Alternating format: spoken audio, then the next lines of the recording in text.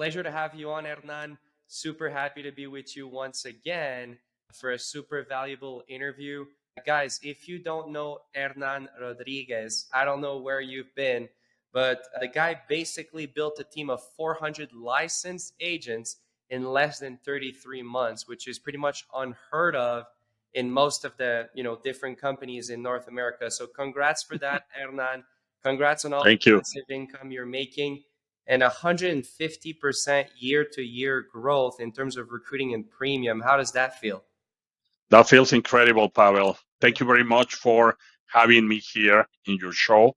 I want to say hello to all your audience as well. And I hope to bring value to all of you. Absolutely. So let's dive right into it.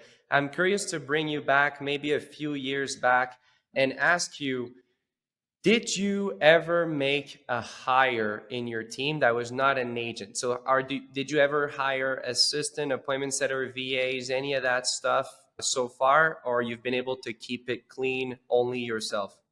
So in the last 33 months, I didn't bring any VAs Wow. in another industry. And just before I came into the agency or the brokerage that I'm affiliated with, I obviously did use for other things, because I've been involved in affiliate marketing and digital marketing, um, virtual assistants and even people to edit my videos and design things. But I decided to do it all, in this case, myself. But I'm not going to say that my success is just due to myself, because it's Right. teamwork.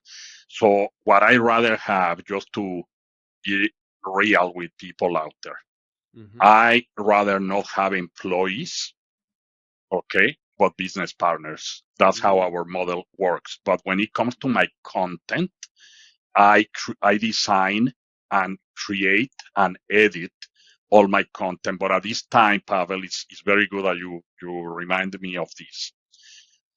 I will be contacting again my old video editors, because I need to continue delegating those things. But Mhm. I'm just saying this to others to know that you can do it on your own. But again, I never had, over these 3 years, systems readily available that I could plug in, that were proven track records. So I'm not saying not to do it. If you can do it and you have the right virtual assistant and all that, will help you as well. The Mhm. way I did it was myself engaging on the system we have at the brokerage.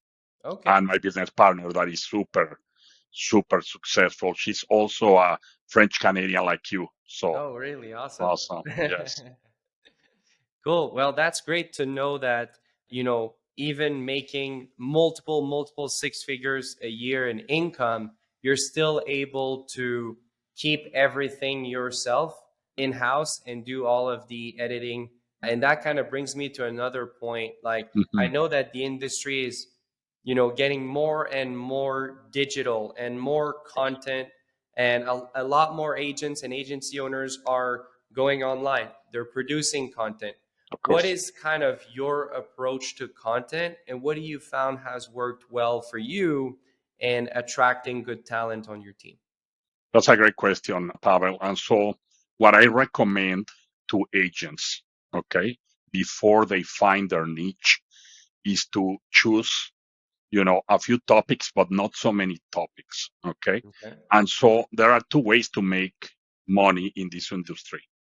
One is through helping clients through your personal production. Mhm. And for those that are building teams, is obviously recruiting and training those agents. So what I recommend in general, okay, if someone knows that is going to build an agency, then you have to create, I would say, 50% of your content for attraction, okay, 50% for attraction of, new associates, and Mhm. the other 50% for attracting your new clients, because you need to have a pipeline full of both. Yeah. And obviously give value. So it doesn't matter what is the topic you're going to be talking about, whether it's estate planning, whether you're going to be appealing, let's say, to doctors and protect them with disability insurance in case they hurt their hand and then they cannot operate or whatever. You have to create value. Number one thing is creating value no matter what, and keep it balanced if you're going to be building an agency and also producing. Now, in my case, because I am focusing into recruiting licensed agents, most of my content is geared towards getting their attention and giving them value. But I gotta say something, Pavel, and then I'll let you continue, because otherwise I'll continue with my monologue. Is that I will be adding a little bit more content as well on financial strategies, because it's also very good and important that others see that you have that, because that's the core of what we do for clients. Yeah. Thank you. Okay. Okay. Awesome. Cool. So, as I understand right now, with a team of 400 licensed agent, you don't necessarily have the same need as you used to produce, right? So now you're more Mhm. focused on just keep growing the snowball month after month. And that's why That's correct. most of your content and marketing is geared towards hiring agents, essentially, That, right? that's correct. That's correct. Okay. And what, like, let's say there's somebody out there, they're making like 4 to 6 thousand, so let's say $5,000 a month Mhm. from their insurance business, and they're wondering what is the fastest and easiest way to get to $20,000 a month in income. What would you recommend as somebody who's already done that? Excellent question. But let me ask you a question to answer you properly. Are you mentioning what is the way to scale that income as a personal producer or as a team builder or both? Because I want to give a proper answer. What, just the easiest way? So if you feel like the easiest way is through production, or do you feel the easiest way is through only recruiting, or a mix of Mhm. both? Let's say somebody only cares about the outcome, which is, hey, I want to make 20K a month as Yes. an insurance agent. Then what's the best way, in your opinion, to do that? So the fastest way to increase your income as a life insurance agent or an investment professional is through your personal production, because those are immediate results. So Yeah. that's it. There is no other question to give you on that. Mm-hmm. But what I wanna really suggest, or give everyone a tip, is consider start building an agency at the same time, because the nature of our business is to sell insurance. It means that we are selling protection against the unexpected, and we gotta be the first ones to know that anything can happen to us. Mm. So increase your personal production, and to increase your personal production, there are many ways. One, maybe look at the niche that you're servicing. You might need to change niche or to add another service, because there's a reason why you reach a plateau. The other thing is take courses. Okay, take courses, because those courses will feed your mind, and then your subconscious will also guide you on what you need to do as a producer. And copycat copycat others, maybe in your agency, who are already having those levels of income and success that you want. But keep in mind again, and maybe you will ask me that later on, that the passive income through overrides on building an agency is so important. It's not going to kick in as fast, so you need patience to start building it. Mm-hmm. Yeah, I think just in the last 12 months, you're at over $260,000 US of passive override income from your agents. And that's not from 400 licensed agents, because you're growing that number really fast. So a lot of those agents were not there 12 months ago, but still, like, that's a pretty impressive number. And a lot of people are never going to be able to produce that with personal income, personal production. That's why you need to build a team, right? That's the way I see it, at least. So, yes, and I want to make a clarification here for those that will see this, even in our organization. You're right. That team of 400 agents, 400 plus agents, is producing a passive income of $260,000, and I do divide it with my business partner. So in my charts, if someone is watching it, Mm-hmm.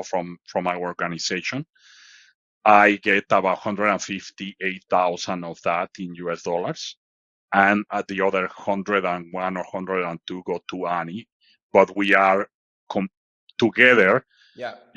we are sharing that income. That's what is producing for sure. Nice. Now, there are agents who, of course, are monster producers, Mm-hmm. and they can produce that on their own pen. The difference, and some even produce more, like Simon Mekika, who's directly to me, and Simon, hello, wherever you are, thank you for your preference. He just crossed over $500,000 US dollars in the last 12 months. Okay. Part is personal, part is team building. Okay. But I would say about half of that is personal. And he is about to receive, listen to this, Pavel, another $500,000 because he just brought in 2 weekends ago $11 million of annuities on a weekend. So he's going to make another $500,000. Now, the difference is my income and Annie's income doesn't depend on our pen. Yeah. So that allow me to take a month off, or hopefully not, but if I become disabled, it's going to continue coming in. Yeah. That's why it's so important to build it. Absolutely. And you talked about potentially diversifying the niche if you're going to write on your Yeah, own pen, of course. diversifying the niche under which you write on your own pen. And That's I correct. think one of the most underrated niches that a lot of people are underutilizing right now is the disability insurance for 100%. high income earners that need their hands. So you're talking about 100%. dentists, surgeons, vets, even Chiropractors, Pavel. chiropractors. Yeah, chiropractor is a great niche. And so Mhm. for those agents that are listening to this, because chiropractors get to see, and even physiotherapists, okay, they get to see the cases where people that they are treating, Mhm. cannot move their shoulder or their hand or whatever because of illness or accident. Yeah. They are, let's say, a low hanging fruit.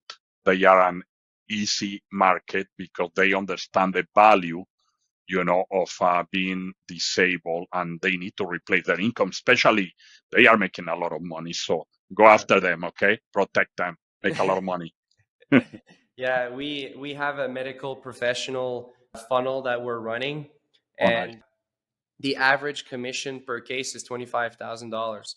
Wow, Um, nice. Now, for us specifically, we only do incorporated medical professionals. So, like the dentists that own their firm, the chiros that Yes. own their practice, the vets, the doctors. So, if you're doing any kind of medical professional, there's chiros that work under another chiro. There Yeah, maybe the case size is not going to be as high, but it's a very good niche, very profitable niche, both in Canada and the US, of course. which is great. Yeah, Of course. awesome. Excellent niche. Yeah.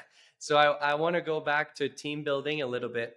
I'm curious to ask you, Hernan, how do you identify who's going to be a great agent to add on your team versus somebody who would be better off just passing to somebody else or Mm. not recruiting at all? Or how do you decide how much time and energy you give per agent? Does that make sense? It makes a lot of sense. I'm going to give you an honest question. Some people will like it, some won't like it. Okay. So the best way to, I shouldn't say judge, but you have to check the caliber, okay, Yeah. is through their track record, obviously, right? Their track record of success speaks volume, Yeah. but it doesn't mean that that agent who maybe didn't have that great success before is not going to have it now, Hmm. because that's why, you know, they are joining my team, because the way that I actually promote my elevator pitch is Hmm. I help insurance professionals become more efficient and more profitable. More efficient and more profitable. So I have to do what I say, right? Yeah. So it's by bringing them added value of mentoring and bringing added value of different tools. Now, saying that, Pavel, we all have 24 hours a day. So the way that I run my agency and I suggest others, okay, as long as their system allows them to do this, okay, with their sub agencies, is to run it like a martial arts school. Mm. So, you know, a black belt, maybe third dan or ninth dan or whatever, that is like very advanced, is not going to be teaching the white belts or the green belts, right? So what I do is after we have the meeting, right, to see if they're interested in joining us, and also if we are also interested in to bringing them in, okay, I see who is going to be the best mentor for them, or if they're going to be mentors themselves, Mm. because maybe they are really good at training. They were just not in the proper environment. Okay. And so maybe some of them were able to recruit agents already, but they were not able to retain them. Yeah. Okay, for whatever reason, maybe they were pulling them away, they never had the rights to their agents. So if I see that they are really good trainers and all that, then what I do is, once they incorporate to us and I get them closer to me, okay, because I'm going to be working with them at a high level, I can then in turn help them attract more, but also place some of the ones that are contacting me or my business partner that we know they can help them better than us. So Mhm. I always build below the big leaders. Okay. It's very difficult that I will tell someone that we don't want to have them in the team, because with 400 agents, I believe that we have enough people to get them to match with someone. Mhm. And in the case that we don't find the right match of trainer within my organization, we call it hierarchy, Yep. then we send them out or introduce them to leaders in another hierarchy. We still get, you know, some overrides on that, but we Yep. try to match them to the best. So the key that I have for those builders, and I know that you have a big audience, and there are some big builders within your clients and everything, Mhm. is do not be greedy. Don't hog all the codes for yourself, because when you start becoming just a pig hogging everyone direct to you, you're gonna start you're gonna have the same problem as the Midas king. Do you know the story of the Midas touch or not? So I don't know that exact story, but I know the problem. The problem is everybody's going to you and you don't have leverage in your business, right? You don't have time, and then you start imploding. So Yeah. if you check it out, there's a few. Even I remember this cartoon about the King Midas. Okay, Mhm. he died of hunger at the end because everything that he touched turned into gold. So much that his food was turning into gold and his water was turning into gold. So you cannot eat or drink gold. So Mhm. don't be greedy, okay? And learn to empower others within your organization and give them people, if you are attracting so many, okay, to help you free up time. That's a very, very valuable advice. That kind of prompted another question for me, and I'm Yes. personally curious about that. Obviously, we're not going to drop some names or anything like that, but every organization has some benefits that others don't, and there's Yeah, always pros and cons, right? So, in normally. your personal experience, because I know you've been able to bring in big leaders from other organization, what are some of the key selling points or the key variables to look at when trying to attract somebody who's already licensed at another Mm, organization? Let's say I'm excellent. licensed at organization A. What would prompt me to go to organization B or C and so on and so forth? Excellent. It's a great question again. So you gotta look at it from two dimensions, okay? From the dimension of who are you. Well, the recommendation is, if I'm gonna be recommending other builders, which builder systems to look at, you have to check that everything is on writing, number one. And you'll be surprised, Pavel, how many life insurance agents don't read their contracts. And that to I'm me not is like, surprised. oh man, but you're not okay. Thank you. But I tell you, that makes zero sense to us, because see, an insurance contract is exactly that. It's an insurance contract.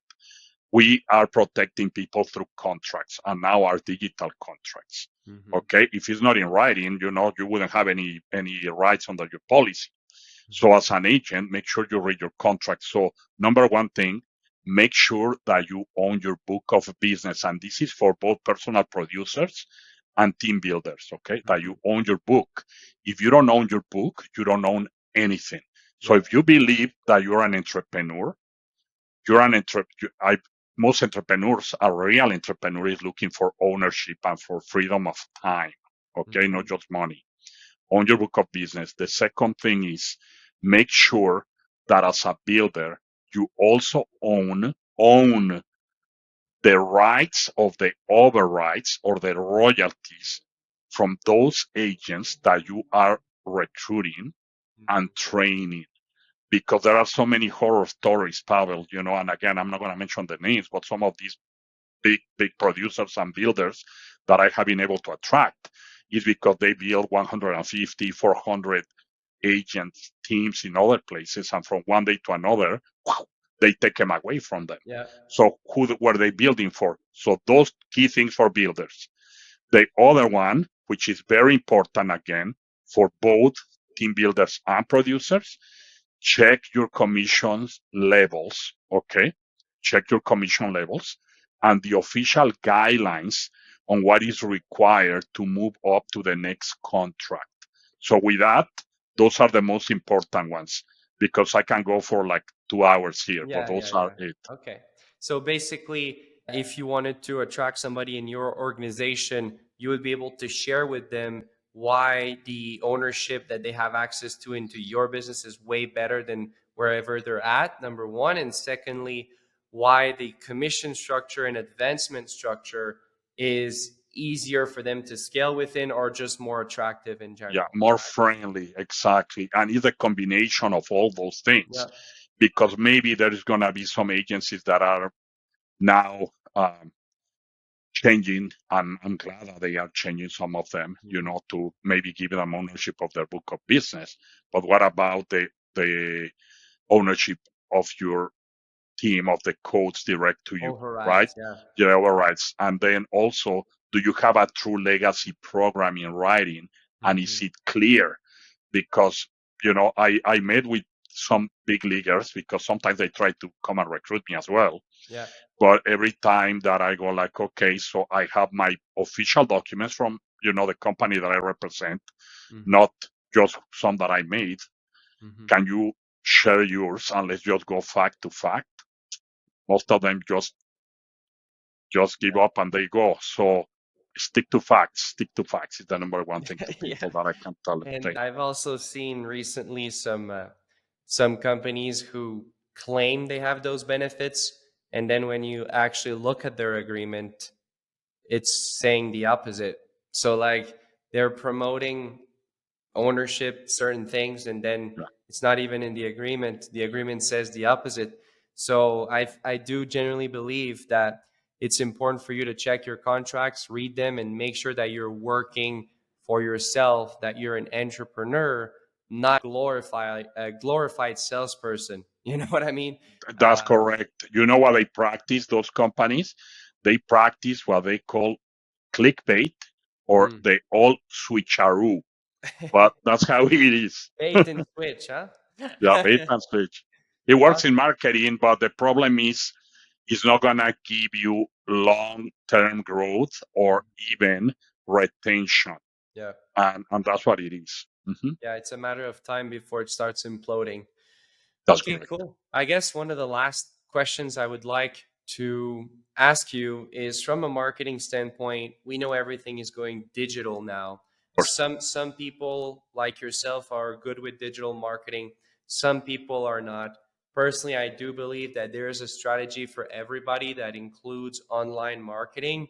But what would you recommend, let's say to somebody who's an expert and somebody who's a beginner in terms of digital marketing? So for the experts, I first of all salute you, okay? Because there are not so many out there in any industry, but especially not in insurance and financial services. Okay. So if you're doing it awesome, continue rocking and rolling. but stay on top of things because things change really fast.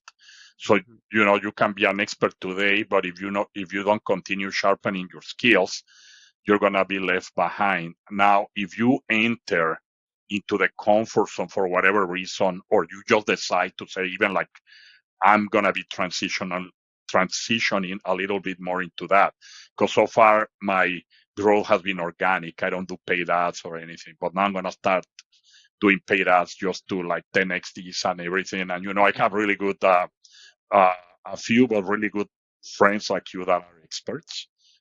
Is I shouldn't just believe that I know every single thing, because I don't. Mhm. So pay for consultants, because there's some other consultants that can take it to the next level. So, I'm not a client of Pavel, but I wouldn't mind, you know, with him or someone else that I know that my money is not going to be wasted, Mhm. ask, which you don't have to answer me in this call, because this is going to go to to social media, and you already have your own structure. But I can ask someone, hey, do you mind charging me for consulting? Because Mhm. obviously your time is not free, and my other friends. And so continue looking for those experts who know more, okay? Yeah. Because you only specialize on this, correct? Yeah. So just go to experts, invest some of your money into that, but also into more software, more hardware, better quality of image, better microphones, everything when it comes to digital marketing, better copywriting. Always increase your level, no matter where you're at. Yeah. For those who really are so busy or they have no desire to do it, okay? Then hire an expert. That's it, simple. Because you are only gonna be able to do it either by learning it and doing it, or by paying someone else to do it. There is no other option, Pavel. Yeah. That's it. No, I totally agree with you. My personal strategy, obviously, I'm a digital marketing expert, so I Yeah, go the consulting route. yeah, I got basically two consultants that I'm working on right now. I just pay them an hourly yeah. fee, a few $100 an hour, and they're able to kind of come into our system and see what from their experience working with other businesses that are one, two, three steps, ahead in terms of Yeah. revenue that are in Yes, other industries, and therefore they don't mind actually giving us everything, right? of course. And we have a lot of digital marketing experts that are in the insurance space that actually come to us and buy consulting because they're not interested in a done for you solution. That's So they correct. just pay, again, a few $100 an hour for our time, a consulting call. And there's a lot of people, obviously, who don't have the time, the knowledge, or the capacity or the desire to do it themselves. Therefore, they hire a company like us and we just do it for them. So I think Good. either solution can work depending on kind of where you're at in that spectrum. But one thing is for sure, you gotta be online. You gotta do digital marketing today, right? 100%. So I want to share this. I know you're so busy, so I'll say it before our time runs out. You know, in the last 32, almost 33 months, that I started building the agency and sub agency from scratch with my business partner. And then, we attracted other key members. We started from zero. We started right at the peak of the pandemic. Mhm. Okay. And we also didn't have a book of business because I left this industry for 17 years. There Mhm. was not even social media. And Pavel, the last thing that I was doing before I came to this industry, because I was closer for hire, you know, around the world for high net worth clients. I have a not only a non-disclosure for life on who my clients were, but also I was not allowed to have social media Mhm. for a few years after. Well, while I was working with them and a few years after. So the only way to move this, how it was in Canada because you have an audience in the States where you're Canadian. Over here through COVID, we were really locked down. Okay. Mhm. So if you didn't do it online, you were not going to do it anyway. You understand? There was no option, no miracle pill. So everyone should do it online. I still run everything online. I've been debating if I might open a small office in downtown Vancouver. But right now, because we expanded to all across every single state of the USA and in so many Canadian provinces, you know, I don't think it makes too much sense at this point for me because I cannot have offices everywhere. It would just be, unproductive. So Yeah. those who are doing physical offices, that's also it has its place, Mm-hmm. but make sure that you count in your budget a good amount for digital marketing. And I would say start increasing that ratio. Start increasing that ratio because that's the way that everything is going into the metaverse, into VR, into everything. Yeah, absolutely. Well, I think that's a very good place to wrap up. Excellent. Thank you so much for having me. I will also invite you to my own live stream, and we will see you next time. And one thing before I forget here, Pavel, if your viewers want to reach me, they can reach me by telephone or WhatsApp to 604-800-9998. That again is 604-800-9998. In LinkedIn, you can reach me to HRV official, HRV official, and in YouTube, you can reach me as HRV financial. HRV financial. Make sure to share, like, and subscribe both to my channel and Pavel's channel. Thank There you, you Pavel. It's go. always a pleasure. Certified Badass. If you are looking to run a more efficient and profitable business in financial services, scan the QR code now. For more awesome content, like and subscribe now.